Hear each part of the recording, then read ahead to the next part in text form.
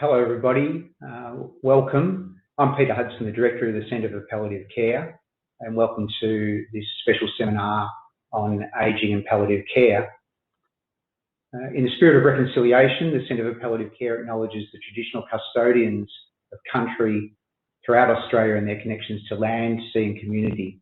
We pay our respects to their elders past and present and extend that respect to all Aboriginal and Torres Strait Islander peoples today. So for those of you who haven't been to one of our hot topic forums before, the intent of these really is to provide an opportunity for those people who are interested in palliative care to hear about an area of inquiry that's of particular interest at the moment. And aged care is certainly a highly topical area at present. So we're delighted to have Dr. Lisa Mitchell as our presenter today. Lisa is a geriatrician and a general physician. She's also the clinical ethics consultant and medical lead at the Barwon Health Clinical Ethics Service. She's an ageism researcher with additional research interests, including advanced care planning and care of people with dementia. So one of the other features of our hot topic seminars is a chance to hear from you with regard to questions or comments you might have about the particular area that we're discussing. So there's an option within the software on your screen for you to submit a question.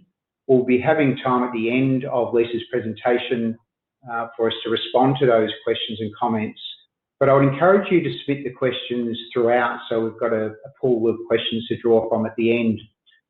In addition, just a bit of a heads up, Lisa's going to make this, in addition to standard presentation, also a little bit more interactive. So there's going to be some poll questions episodically throughout Lisa's presentation, and she'll talk to you more about that. But that's going to be a great opportunity for you to also interact throughout the course of the presentation. So very big warm welcome to you, Lisa, and thank you again for agreeing to conduct this presentation for this highly topical area. I'm sure it's going to be a fantastic presentation, and I'll hand over to you now. Thank you very much indeed. Thank you, Peter, and thank you very much to the Centre for Palliative Care for this invitation. It's an honour to be everyone who's tuned in today or at some stage in the future. Thanks to Shirley Glasgow for her excellent organisation skills, and also to Redback for their webinar technical support. I'd like to acknowledge traditional owners of the lands where I am today, and that is the Wadawurrung people of the Kulin Nation, and I pay respect to their elders past and present. As a disclaimer, I should say that any views or opinions in this presentation are my own. They're not those of my employer or the Centre for Palliative Care, and any anecdotes come from a range of settings and health services.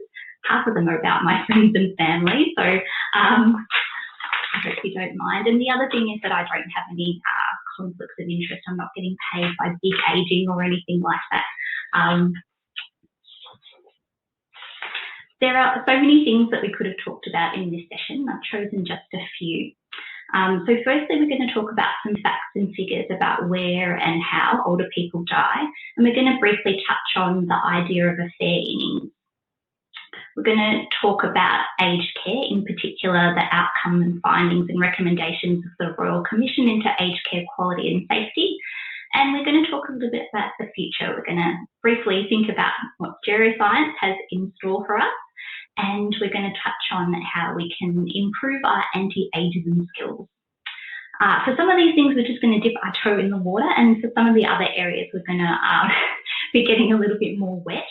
I think that these topics are all linked together by an underlying question about how we view age and ageing and older people. And I guess what it's really about is about ageism. And there are lots of ways in which you can think about ageism. Ageism is not just about older people, although that's what we're thinking about today. It can impact on younger people too. The World Health Organization sort of defines ageism as being about how we stereotype, prejudice and discriminate against people based on their age. That can be other people or it can be ourselves. The World Health Organization has a global campaign to combat ageism because ageism is harmful. It has lots of ill effects for people. It includes exclusion from society, it can impact on people's work and where they live, and it has a number of health impacts, which we'll touch on later on as well. Ageism is really ingrained in our society. It's just not just sort of socially normalised. In some ways, it's even condoned. It's very acceptable to be ageist. It's really everywhere you look.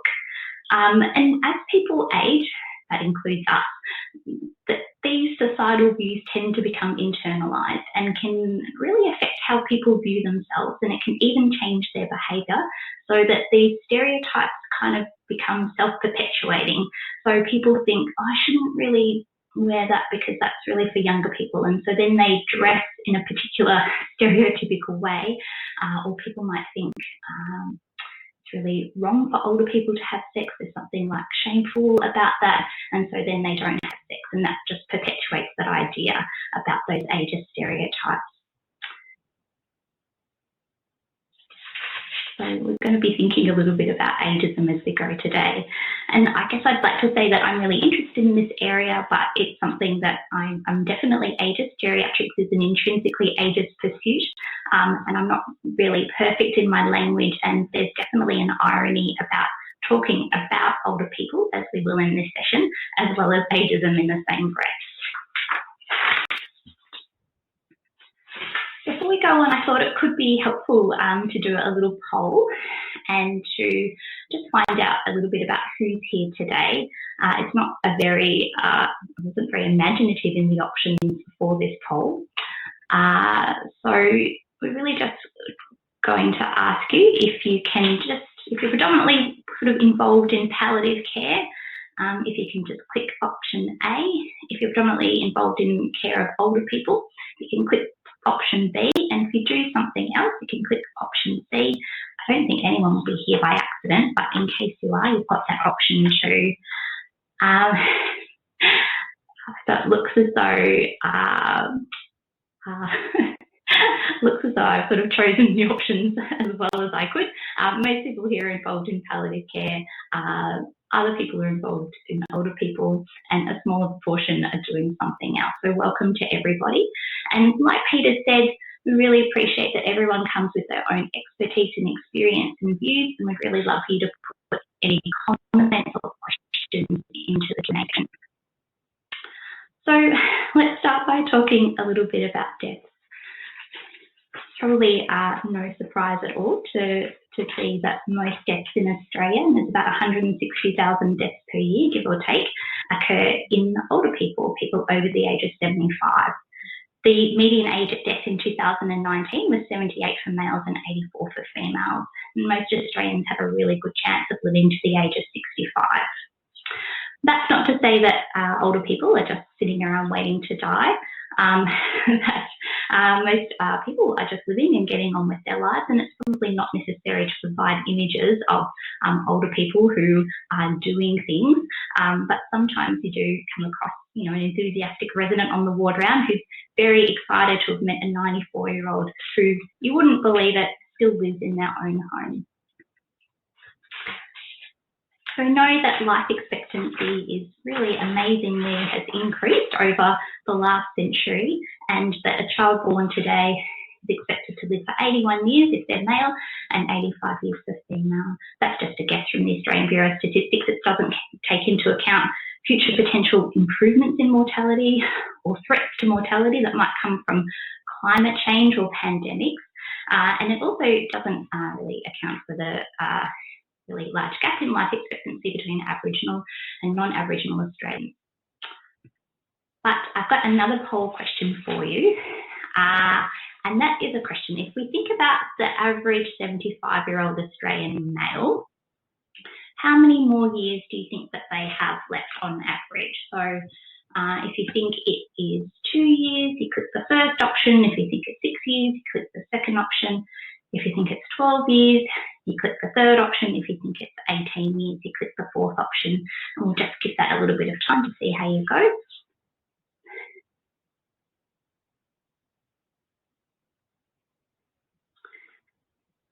I think I'm supposed to say things to pad out this moment, but I was suddenly like, I have no idea what to think about right now.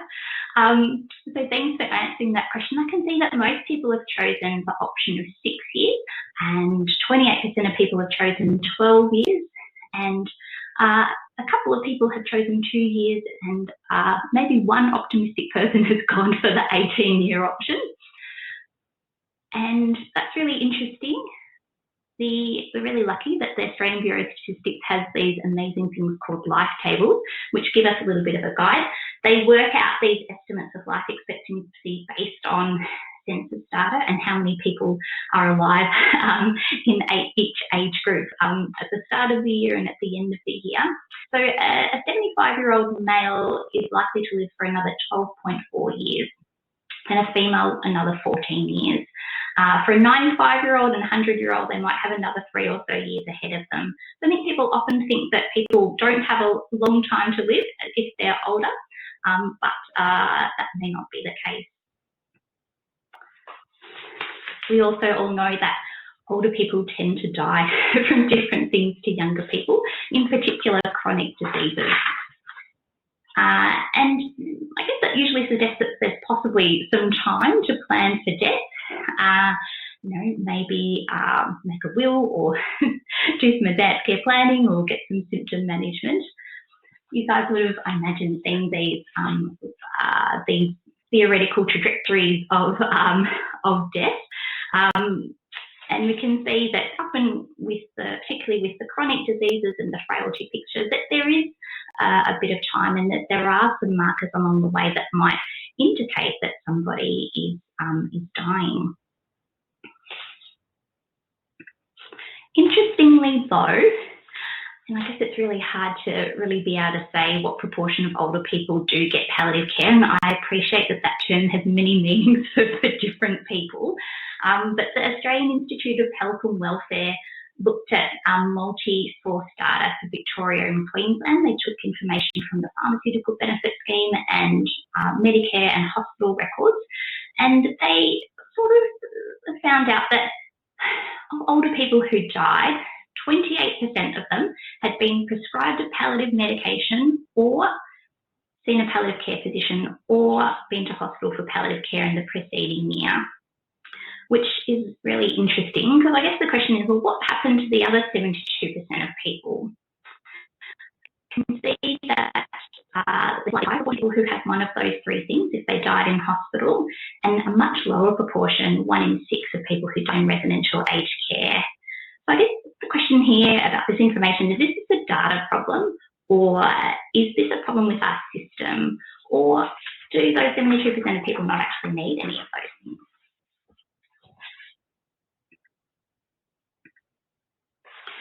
I guess a topic that often comes up is under-recognition of death, particularly in older people. I guess you'll see articles from time to time in the media, often prompted by a disgruntled ICU consultant, often comes up in handover rooms and very frequently in mortality meetings, where a retrospective analysis unsurprisingly views most pre-death interventions as being futile. There's always lots of concerns about people, being on their way to dying, but getting treatments that they didn't really want, or lots of expensive treatments in the last year of life, and whether or not we're just missing these things. I know that age is not a very good predictor of death, as those life tables might, help confirm that that's the case. But we also know that people aren't necessarily very good at recognising dying. Those of you who do work in palliative care, you're probably better at it than the rest of us. Some people have tried to put forward a number of clinical indicators, like this list here, that might indicate things that make it more likely that the person might die in the next 12 months. But it can get really confusing. You can see that in this list, frailty comes up quite a few times. So the combination of multi-morbidities and more than one chronic disease, and frailty, dementia and frailty, rapidly rising frailty score. And frailty is a really important syndrome in older people. So it's where people experience physiological design characterised by marked vulnerability to adverse health outcomes. So a frail person, if something happens to them, then they're less likely to really be able to bounce back from that. There's about 67, at least, 67 different frailty scales or scoring systems. Perhaps the easiest one is the pride. So that's a person might be considered frail if they've had weight loss of more than 5%, self-reports of exhaustion, weakness, slow walking speed, and decreased physical activity. People who are frail are 5 times more likely to die in the next 12 months. But the most interesting thing about frailty is that it's actually reversible. Not for everybody, but studies have shown that things like resistance exercise programs and nutritional support, in particular protein supplementation, can actually help to reduce frailty scores.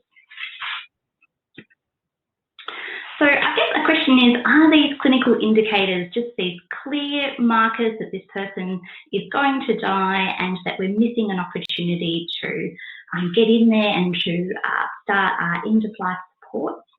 Or are they actually markers that indicate to us that this person is sick and that we might be able to do something to help them and give them a little bit more time? And if someone has only a limited amount of time, based on their age or other factors, does a little bit more time become more meaningful for that person? Some people might prefer to die another day. And I don't know if this is a good example, but my best friend's mum died in the first or second day of spring this year. And she was diagnosed with metastatic melanoma in her late 70s, which didn't sound very good to me. About 12 months ago, she looked like she was dying. She was rapidly becoming debilitated, confused, spending 20 hours a day in bed.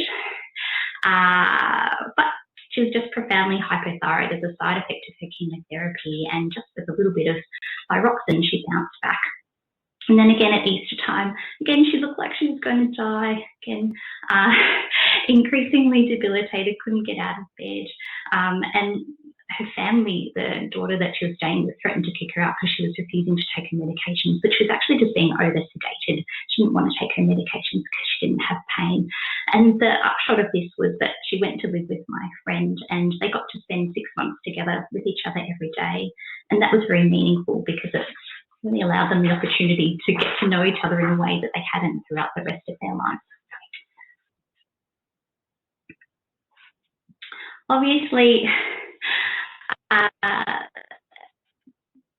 there are people who are dying and deteriorating, and the best way to ensure that they get good care, or that we all get good care, is to make sure that the care is consistent with a person's goals. And one way to do that is through actually speaking to a person and working out what's important to them, what their values and preferences are, and what their understanding of their illness is. Healthcare professionals, it's really helpful if we can provide really clear communication and be engaged in this process of shared decision making. And I imagine that all of you are familiar with advanced care planning, where a person either thinks about or talks about or write down their wishes for how they'd like to be looked after in the future. And obviously there's been a lot of studies that have shown the benefits of advanced care planning, and in particular the impact on end-of-life care. So as examples, it can reduce the use of life-sustaining treatment that isn't wanted by the person, increases use of palliative care, reduces unwanted hospitalisation, and means that end-of-life care is more consistent with the person's wishes. But as we all know, sometimes even if something's good for you, we don't always do it. And we know that there's very low uptake of advanced care planning in Australia. A recent study by Buck and colleagues of 4,187 people aged over 65 from GP clinics, hospital and residential aged care facilities showed that 14% of them had some form of advanced care planning document, and they included appointment of a substitute decision maker, goals of care forms from hospital as part of that. So only 3% of people overall had a statutory advanced care directive.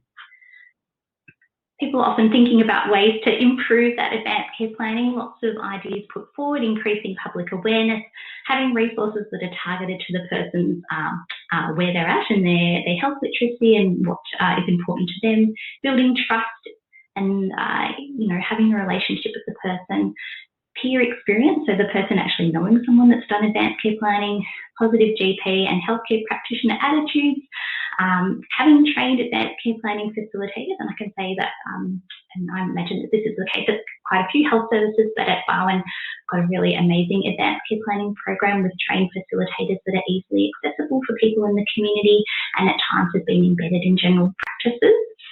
And in some studies, they've looked at group appointments, so those shared patient group appointments, and that might actually help with advanced care planning. I guess another thing is that we've always seen this big distinction between advanced care planning and the type of documents that we write when people come into hospital.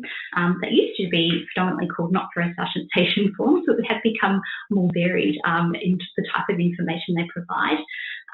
This is an example of our goals of care form, and some of you may work in health services that have something really similar, but it is trying to get to something that is a bit more of a shared decision-making model. So there's an emphasis on finding out what's important to the patient, what are their values and goals, what matters most to them, and what would be an unacceptable outcome for the person. And this makes it much, much easier to provide medical advice. Again, I have no idea if this story is relevant. I think it probably ties in together a couple of points that I've made in this first section. I guess that sometimes even when a person is very accepting of death and has really done advanced care planning to the best of their ability, that it doesn't always necessarily mean that they'll get, those Australian Institute of Health and Welfare type, palliative care type things. So my grandfather was very, very accepting of his own mortality. He bought his own funeral plot 40 years before he died, and he had his like tombstone not just made but actually put in place with his name and date of birth, and quite a flattering photo that was all ready for him even before he died. It doesn't look much different after his death, except that people visit and put beautiful stones and other things at that point. But my grandfather developed quite symptomatic heart failure in the year before he died, and someone who was previously well really had all of those clinical markers of deterioration. He'd never been in hospital before, but had 3 or 4 hospitalizations in that last year, and he was really feeling really fed up with it and just wanted to die.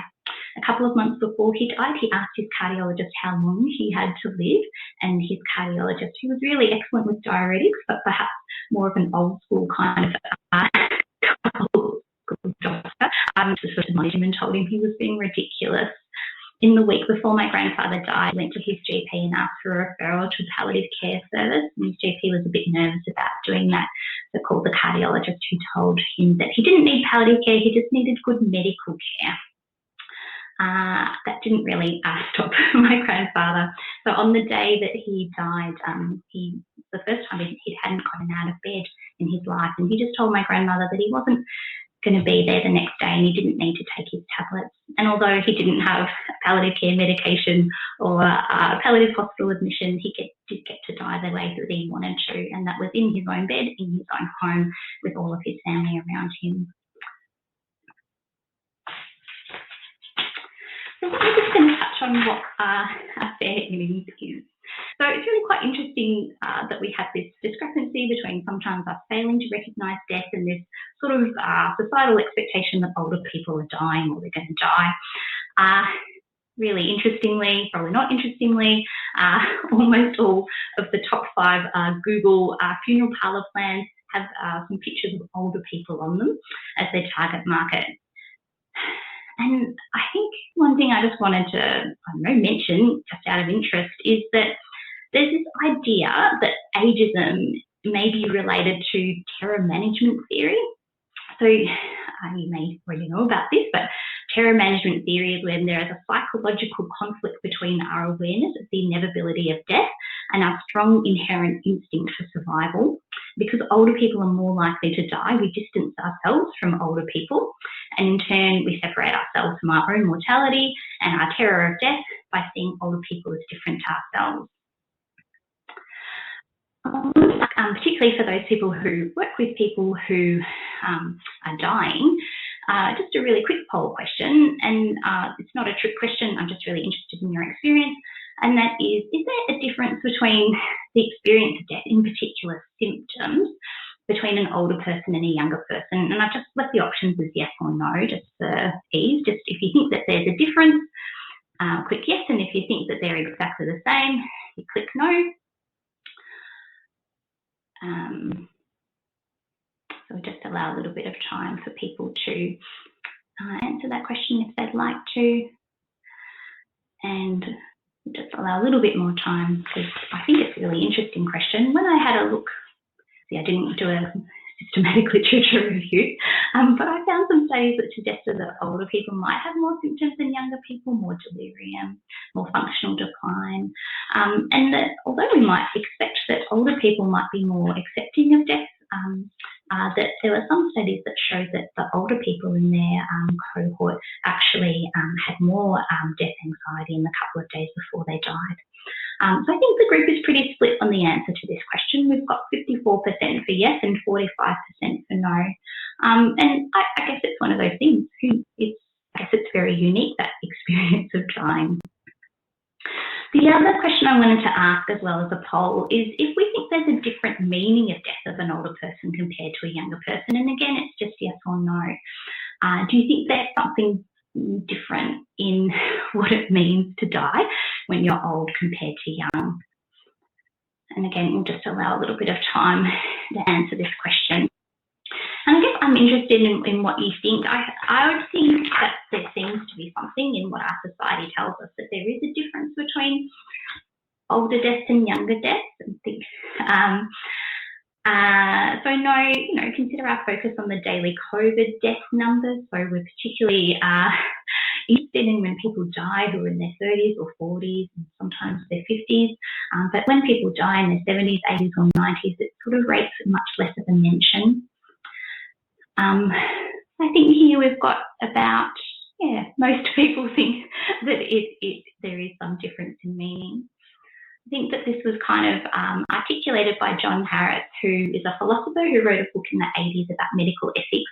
And he sort of talked about how there's this feeling that everyone is entitled to some sort of normal span of health, and he suggested it could be something like 70 or 70 years. And anyone who failed to achieve this had been cheated, and anyone who exceeded it, he said that they were living on borrowed time, but I guess we could probably say that they'd done well enough to live to that age. It's quite interesting that the Australian Institute of Health and Welfare did a calculation of potential years of life lost, and they set it as an arbitrary value, and most recently in 2019 that was 75. So anyone who dies over 75 has no potential years of life lost. Like no calculation is required. They haven't lost anything. But anyone who dies under 75 can have a calculation of potential years of life lost. I feel like this is probably something that is sort of meaningful to most of us. And I don't know if this is a good example again, but when my grandfather died at the age of 93, that was really sad, but it was really understandable. And when my uncle died at the age of 65, it felt different. And I remember on the night of his funeral, I had this dream that we'd been burgled. It was very, very vivid and very, very unpleasant. And for several days, I just really couldn't shake that feeling of having been cheated. I think this idea feeds into what's been described as a fair innings argument. So this idea that once you've reached a certain age, you've had a good life, you've had a fair innings. And sometimes that's used to justify all sorts of things like resource allocation of scarce resources and prioritising what we give to younger people compared to older people.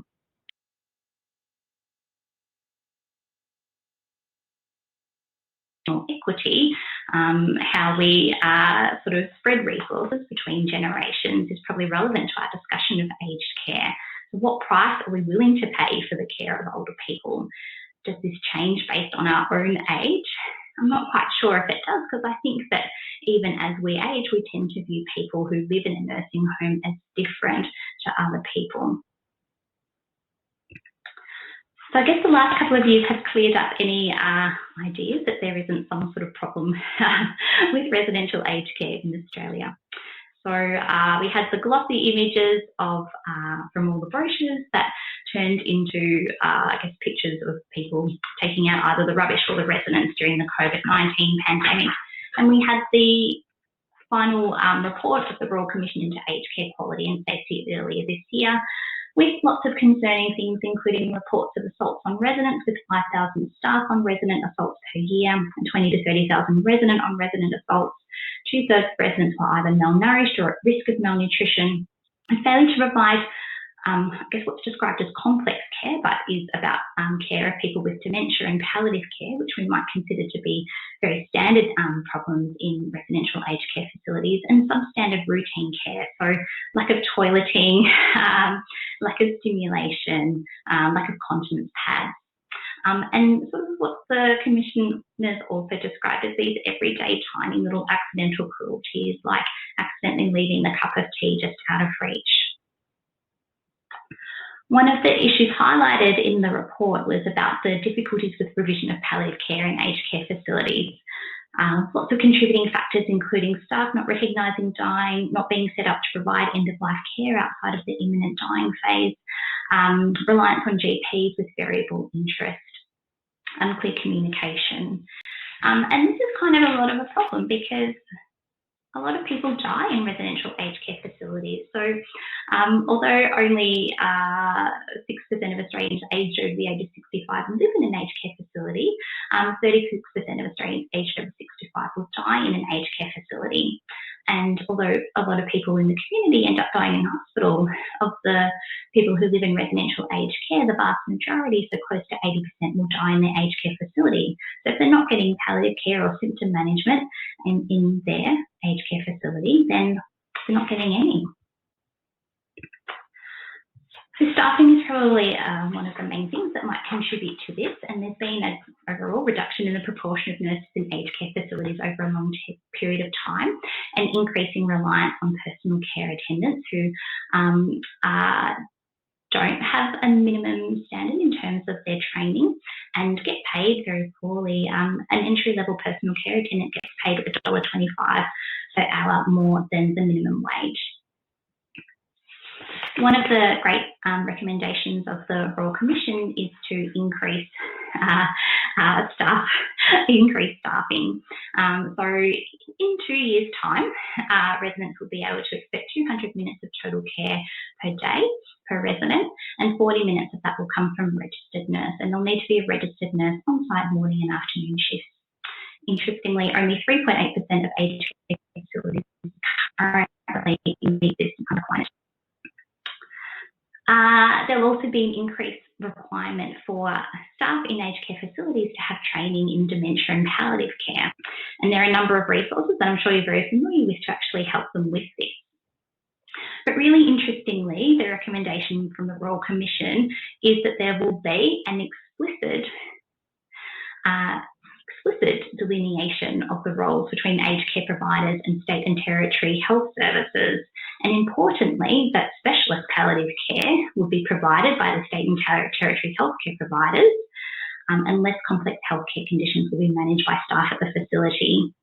And recommendation 70 is that access to palliative care services will apply equally to all residents of the state. That I guess this is to say that people who live in an aged care facility won't be discriminated against. And I would be really interested to know what you think that will mean in terms of if you do work in palliative care for your palliative care service. I guess that these difficulties with accessing palliative care are no different to the difficulties that older people in residential aged care facilities have in accessing other forms of healthcare. So we know that people who live in aged care get less doctor's visits, specialist visits, attendance at hospitals of people that live in the community. And this may be very goal concordant and appropriate, but it may actually be about a type of discrimination. So the Royal Commission also highlighted that ageism is a systemic problem in Australia. And when you come to residential aged care, you've got this combination of ageism and ableism and some sort of special housing type discrimination, which would be great if we could call accommodationism, but it's already taken. And this is probably based on this assumption that if someone lives in a nursing home, why bother? And this may be based on a number of myths that we have about living in aged care. So that older people who live in a nursing home are dying. Well, 40% will be alive 3 years after admission, so that's probably not quite true. And that older people who live in aged care have a poor quality of life. But that's not necessarily the case, with similar quality of life ratings between community dwellers and people who live in aged care. Older people in aged care just want to die, and that's probably not true either, with most of them opting to have treatment for reversible causes of illness. And this sort of idea that living in a nursing home is worse than death, and I'm not quite sure if we have a way to measure that. I guess the Royal Commission findings are, sort of bring hope about increased accountability and transparency and increased funding. But I think one thing that we have to grapple with, both as members of society as well as health professionals, is that maybe these problems in aged care have something to do with our own attitudes as well. Let's just think about the future of ageing. So we talked a little bit before about increases in life expectancy. And I guess that one thing that people do worry about is that they might be able to live longer, but they're a little bit concerned about what their life in older age will be like. And I guess we could maybe say, debate about whether or not that's just concern about disability and ageism again, but it's a really common concern. About 60% of people aged over 60 have more than one chronic condition, and 70% of people aged over 70. Geroscience looks at what all of the cellular mechanisms are that lead to these diseases that are more common in ageing. The goal is to compress the period of life that people spend living with disease and increase the healthy lifespan. It's not to live forever. And I think that's really interesting in a couple of ways for us. So one is how that might impact on these death trajectories. But the other thing is, for us just as people, is what we can take from Geroscience in terms of improving our own healthy ageing.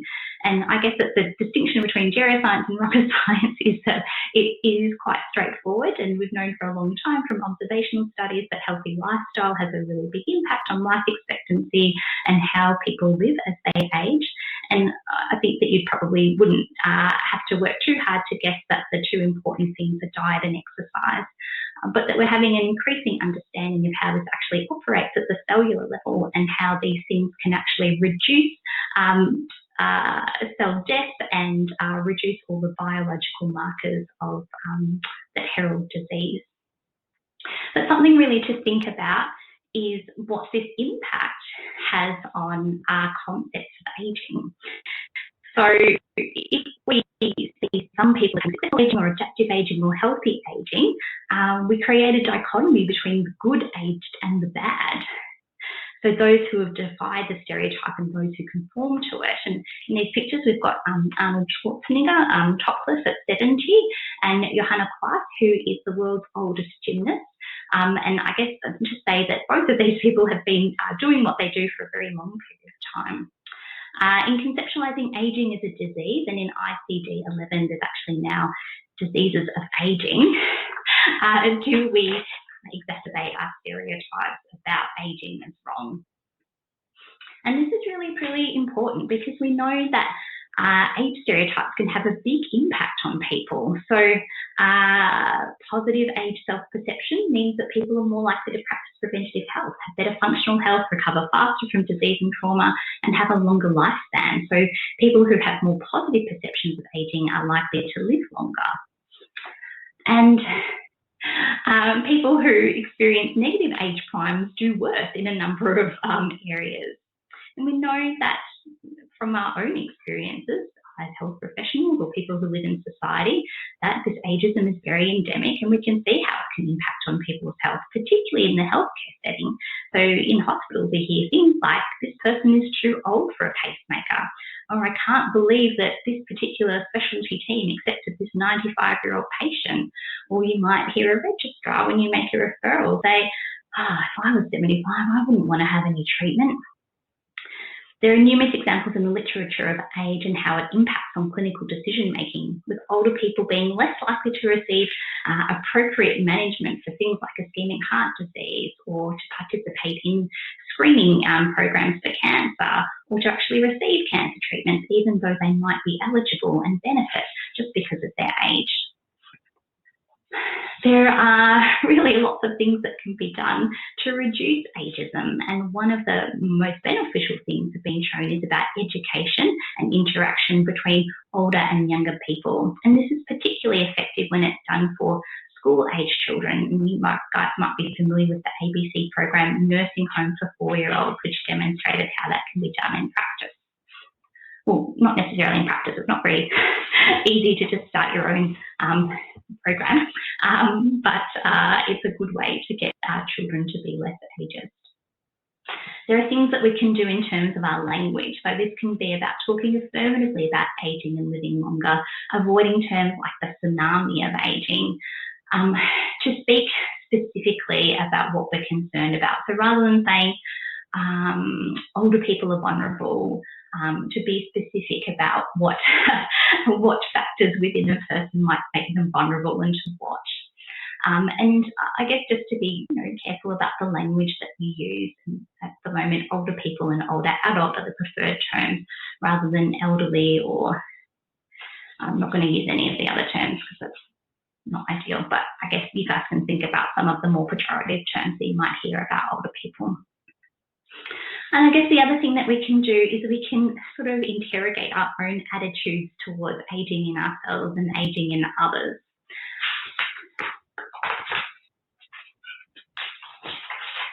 And I don't have anything prescriptive to say about that, but I think it's just that once you start thinking about ageism and how you think and what you say, that it is quite interesting.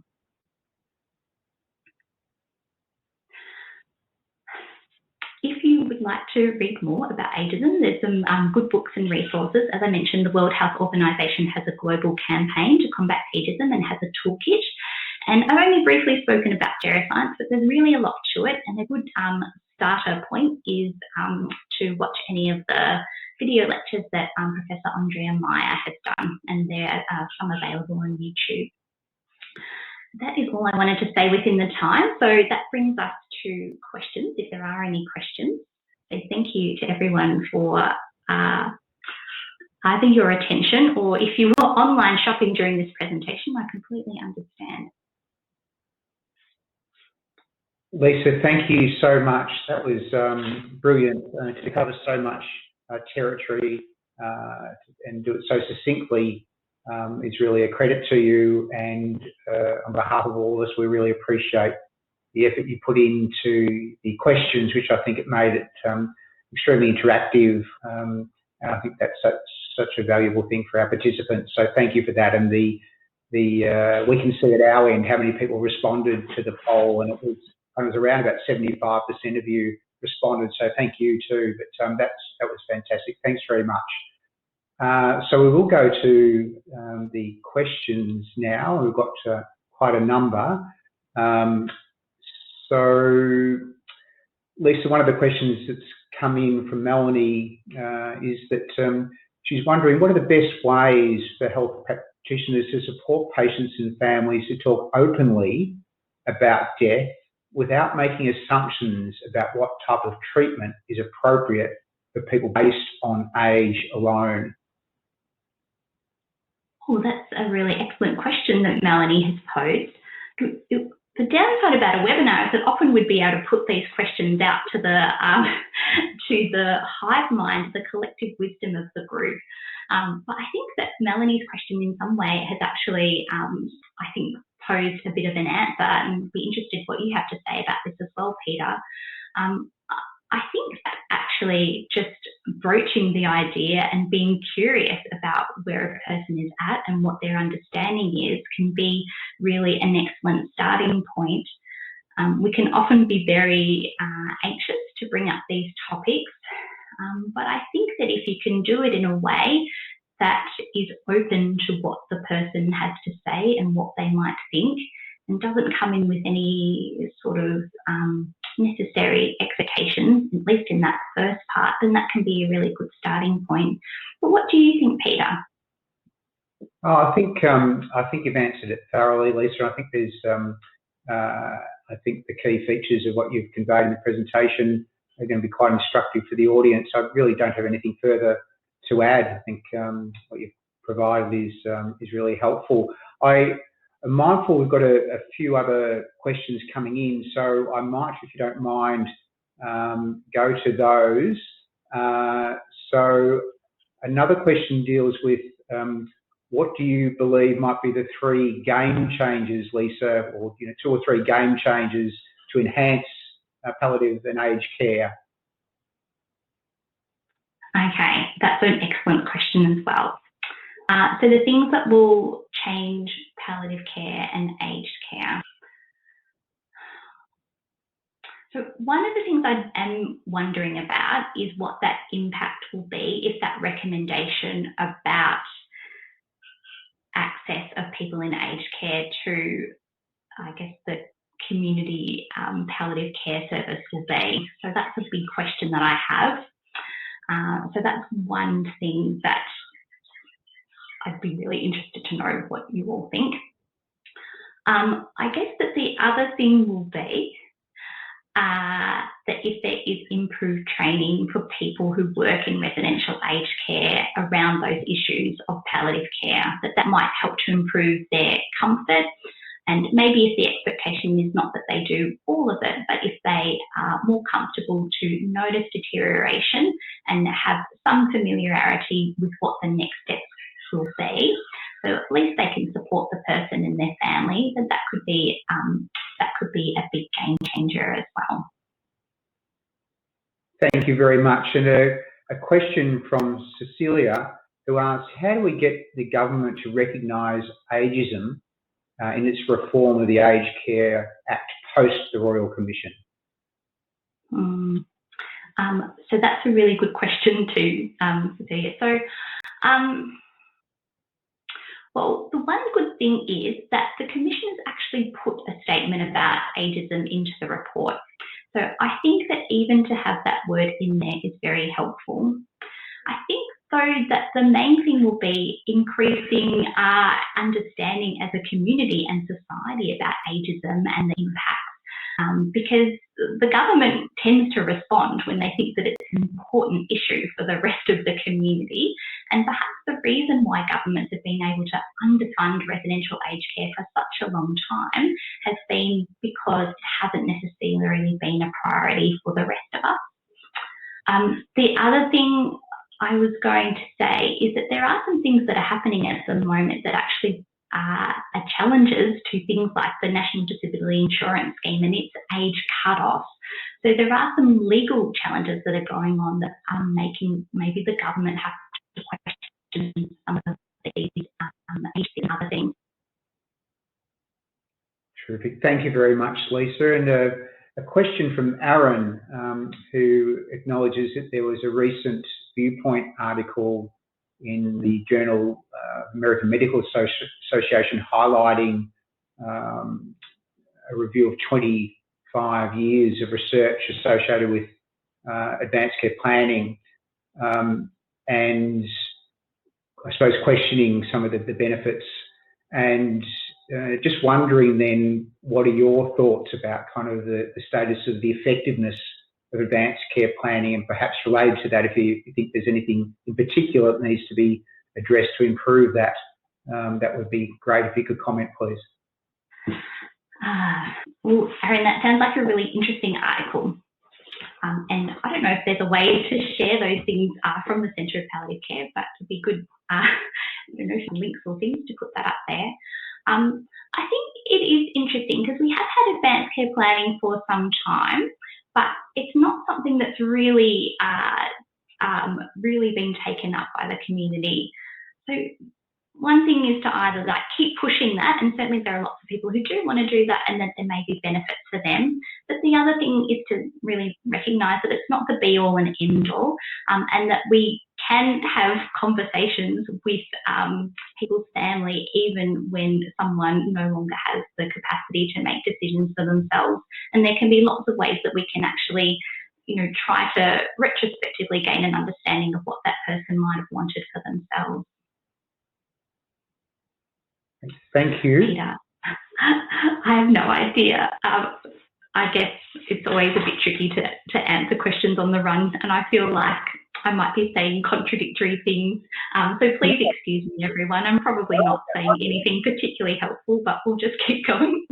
No, you are indeed. No, it's really helpful. No, not at all. And it's a lot of these types of questions, there's not a precise answer and necessarily an accurate answer. So I think it's more about people seeking your opinion and your considerations about this, given your background in the area. So no, highly valued. It's a tough area and tough questions and difficult to answer precisely with some definitivity. So thank you very much. There are quite a number of comments coming in thanking you, Lisa, for your presentation and for some of the key things that you highlighted. One more question that relates to whether or not you have a viewpoint around when specialist palliative care should be involved within the residential aged care setting. Are there particular criteria that you think should be considered, or should be a case-by-case scenario? Yeah, so I guess that everybody's different, and I guess that some people might need or might benefit more from that specialist input. I can really understand if you're sort of working in the community palliative care service triage, and if you've got a person who lives in residential aged care compared to someone in the community who's got, one terrified family member sitting with them, panicking about, having to manage their end of life at home, I can understand why that person in the community might be a priority, and that these specialist palliative care services are a scarce resource. But I think that my understanding is that for a long time is that the perception has been that if someone lives in a nursing home, well, they've got a GP and there's a nurse there and they don't need the specialist palliative care. I think that sometimes if someone has put in a referral, then it might be important to ask, well, what help do they need? Are they struggling? Is this person's care needs being fully met by what they have in the facility at that time?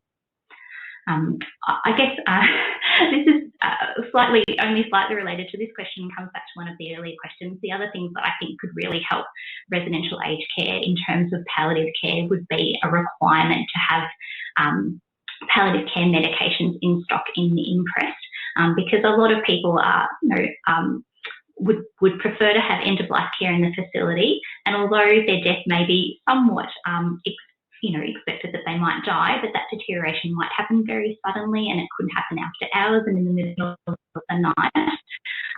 And then someone who give a telephone advice, but if the pharmacy is not open and you can't get the medications, then that is really tricky. So not related to this question, but comes back to the earlier question, having palliative care medications in stock at the facility could make a big difference. That's great. Thank you, Lisa. And this will need to be our last question. So it's from Chris, who's wondering whether or not you have a viewpoint around how we could improve access to end-of-life care for those people living in aged care in a rural setting, and maybe an example is given is related to general practitioner knowledge. So any insights or perceptions around that would be great. Thanks, Lisa. Yeah, so that is trickier because, often, and I guess Australia is a very big country, and there are lots of people who live in tiny towns. So ideally, we would have greater awareness for general practitioners. I guess that one thing that we've learned through COVID is just how easy it is to use telehealth and how beneficial that can be in terms of getting specialist support to people. So maybe if we can't necessarily, have every GP in every tiny town really upskilled in palliative care, that we may be able to make it more accessible for people to get that specialist input in some way. I guess the other thing to say is that I was a bit shocked when I saw how really few palliative care specialists and nurses there are in Australia. And so I guess the main thing to know is that palliative care can't just be provided by specialist palliative care services, that all of us who sort of are looking after people who are dying or at risk of dying really need to have some skills and will pitch in to make sure that people get really good quality end-of-life care at the end of life. Terrific. Well, look, thank you again, Lisa, for responding to those questions, and that's really appreciated. A number of other comments coming in from participants who want to share the presentation. So just for everyone's awareness, this has been recorded and we hope to have it on our website by the end of next week. And you're very welcome to share it with colleagues. So we've got Lisa's permission to do that. And so a number of the resources that Lisa referred to are on there. And I'm just trying to find it. Somebody kindly provided the details that the Journal of American Medical Association article. I'm just trying to find it, the link. But maybe I think we can perhaps add that into the presentation. Maybe I'm sure we can do that at our end. So that's there. I'm sorry, I just can't find that at the moment. And we can add that resource. And if there's anything else we want to add based on some of the questions you've asked that we've got ready access to, we can add those perhaps as a kind of resources slide at the end for your awareness. So again, on behalf of all of us, Lisa, thank you for your time and effort and input to the presentation. To you, the participants, thank you again for taking the time. Time is particularly precious at the moment, and we value your interest in this seminar, and we hope you attend future hot topic presentations. Our Centre for Palliative Care annual lecture is coming, I think it's the 8th of December, I'm pretty sure of that, but we'll circulate that information in due course with specific details. We'll watch out for that communique. Thank you very much to the team at the Centre for Palliative Care for coordinating all of the behind the scenes efforts to make this event happen so successfully. And yeah, it's gratefully appreciated, and we wish you well and enjoy the rest of your evening. So thanks again, everybody, and we hope to see you in the future.